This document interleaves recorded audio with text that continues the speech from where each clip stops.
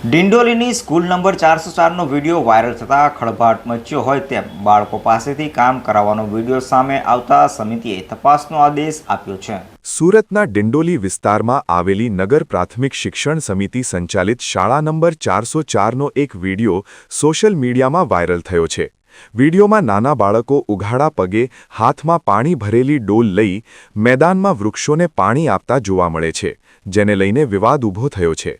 મામલો સામે આવતા જ સમિતિના અધ્યક્ષ રાજેન્દ્ર કાપડિયાએ તાત્કાલિક કાર્યવાહી કરતા શાળાના આચાર્યને નોટિસ પાઠવી અને સમગ્ર ઘટનાની તલસ્પર્શી તપાસના આદેશ આપ્યા છે।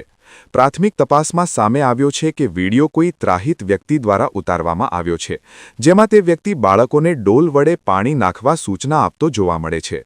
સમિતિનું કહેવું છે કે એક પેડ માં કે નામ અભિયાન અંતર્ગત બાળકો વોટર બેગથી વૃક્ષોને પાણી આપતા હતા, પરંતુ વિડીયોને ભ્રામક રીતે રજૂ કરાયો છે। સમિતિના અધ્યક્ષ રાજેન્દ્ર કાપડિયાએ સ્પષ્ટ જણાવ્યું છે કે આ સમગ્ર મામલે તપાસ પૂર્ણ થયા બાદ જે કોઈ પણ દોષિત હશે તેની સામે કડક કાર્યવાહી કરાશે, સાથે જ સમિતિની છબીને ખરડવાનો પ્રયાસ કરનારાઓ સામે પણ પગલાં લેવાશે।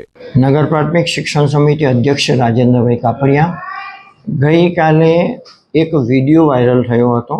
શાળા નંબર 403, 404 અને સુમન શાળા એ કમ્પાઉન્ડમાં આવેલી છે।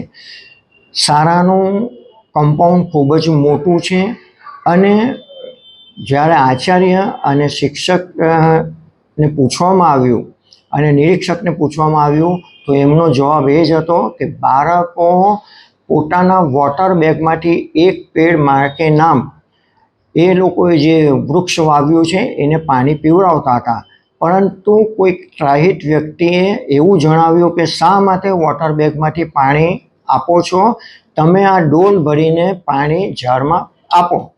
અને સ્વાભાવિક છે કે બાળકો એ વૃત્તિને લઈને બાળકો ડોલમાં પાણી ભરીને ઝાડમાં પીવડાવે છે, પરંતુ વિડીયોમાં એવું પણ અવાજ આવી રહ્યો છે કામ કરો કામ કરો।